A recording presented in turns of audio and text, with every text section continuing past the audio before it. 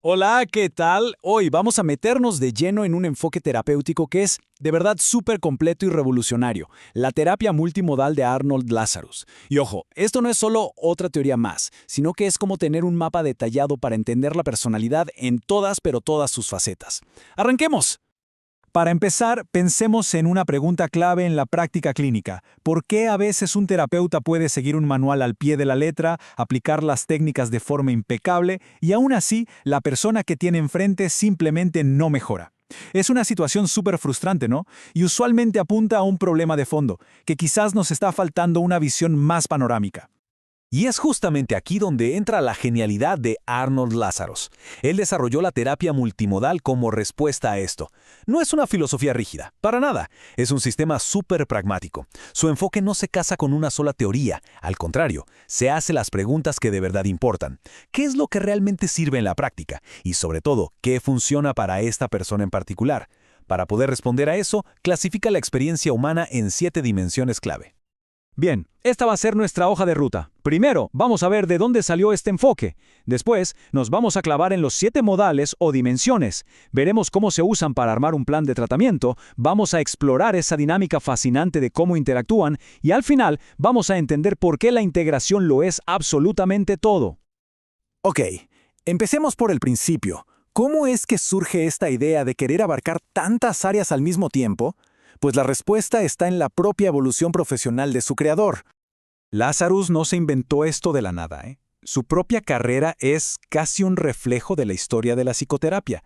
Se formó con una base humanista, psicodinámica, pero era un tipo práctico. Y al ver los resultados de las herramientas conductuales y cognitivas, las empezó a incorporar. Se dio cuenta de que ninguna escuela por sí sola tenía todas las respuestas. Y así fue como en 1973 consolidó todo ese aprendizaje en este sistema tan integrador. Y aquí está la idea central, el verdadero cambio de juego.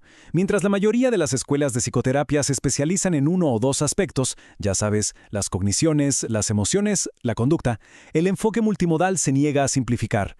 Su mayor fortaleza es que nos obliga a hacer un inventario completo de la persona, sin dejar ni una sola pieza del rompecabezas por fuera. Ahora sí, vamos al corazón del sistema.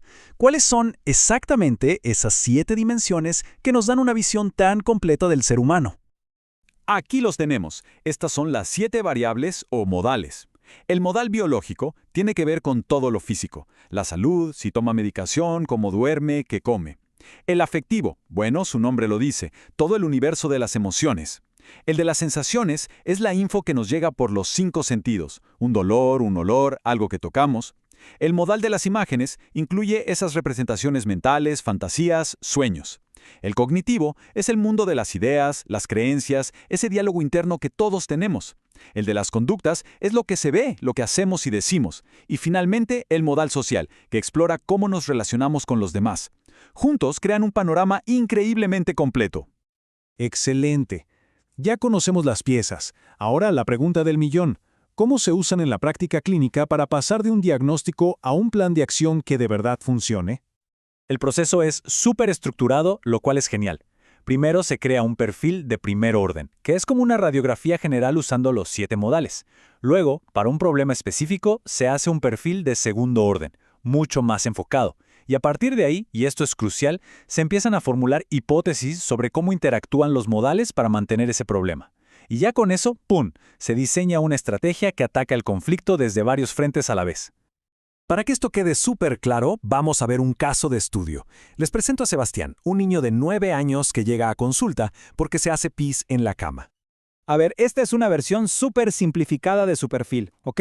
Pero fíjense, en el modal afectivo se detecta muchísima rabia, en el cognitivo tiene creencias muy negativas sobre él mismo, que no sirve, y en el social hay un conflicto claro, los hermanos se burlan de él. Un enfoque más tradicional quizás se hubiera enfocado solo en uno de estos puntos, pero la adición multimodal de inmediato nos dice, ojo, que todo esto probablemente está conectado con el síntoma principal. Y esto nos lleva a la parte más dinámica y para mí la más brillante de esta terapia. ¿Cómo interactúan estos modales? No son categorías estáticas para nada, están en constante comunicación, es como si estuvieran en un baile perpetuo. Para entender esta interacción, el primer concepto que hay que dominar es el rastreo, ¿Qué es esto? Es básicamente investigar la secuencia exacta en que se encienden los modales cuando una persona tiene un problema. Es como descubrir cuál fue la primera ficha de dominó que cayó y que desató toda la reacción en cadena. Este ejemplo de un ataque de pánico lo ilustra perfecto. Miren la secuencia de encendido. Todo empieza con una sensación física, un dolor de estómago. Esta sensación dispara una imagen mental. Veo mi estómago todo retorcido. Esa imagen, a su vez, alimenta una cognición catastrófica. Me voy a morir. Y la cadena termina en el modal afectivo, un miedo que no se puede controlar. Conocer esta secuencia es oro puro, porque nos revela exactamente dónde podemos intervenir para cortar esa reacción. El segundo concepto para manejar esta interacción es el puenteo. Esta es una técnica terapéutica elegantísima. Consiste en que el terapeuta primero habla con la persona en su modal preferido, o sea, en el lenguaje en que se siente más cómoda. Y una vez que establece esa conexión, construye un puente hacia otros modales que pueden ser más reveladores o útiles para el cambio. Miren este ejemplo. Es perfecto para ver la técnica en acción. El paciente se expresa sobre todo en el modal cognitivo. Pienso que no sirvo. Un terapeuta sin esta herramienta quizás se pondría a debatir esa idea. Pero aquí, el terapeuta hace un puenteo. Valida lo que escucha y pregunta. Cuando piensa eso, ¿qué imagen le viene a la mente? Con esa simple pregunta, se mueve del pensamiento a la imagen y abre una puerta completamente nueva para explorar el problema. Es un movimiento estratégico y súper poderoso. Y bueno, llegamos al final y si hay algo con lo que quiero que se queden es esto. Todo se resume en una palabra: integración. El poder de la terapia multimodal no está en analizar los 7 modales por separado, sino en entender y usar su sinergia. Para que veamos la importancia de esto, pensemos brevemente en el caso de Ricardo. Estuvo 4 años con un experto en terapia cognitiva. A pesar de todo el trabajo en ese único modal, Ricardo terminó con una depresión muy severa. ¿Qué falló? Que se ignoró todo lo demás, su mundo emocional, sus relaciones. Esto nos muestra el peligro de tener una visión de túnel en terapia. La lección de casos como el de Ricardo es clarísima. Un enfoque rígido que trata a cada modal como un cajón separado o que les da a todos la misma importancia no funciona. El enfoque adecuado es flexible. Es como tener un teclado con 7 teclas, pero hay que saber tocar solo las notas necesarias, en la proporción y frecuencia que la melodía única de cada persona necesita. Entonces, este es el punto crucial, la verdadera magia del asunto. La eficacia de verdad aparece cuando usamos esa interacción a favor del cambio. Por ejemplo, una intervención en el modal cognitivo puede generar una transformación profunda en el modal afectivo, o una técnica de imaginería puede cambiar una conducta que podemos observar. Ahí, en ese cruce de caminos, reside el verdadero potencial de este enfoque. Para terminar, les dejo una pregunta para la reflexión profesional.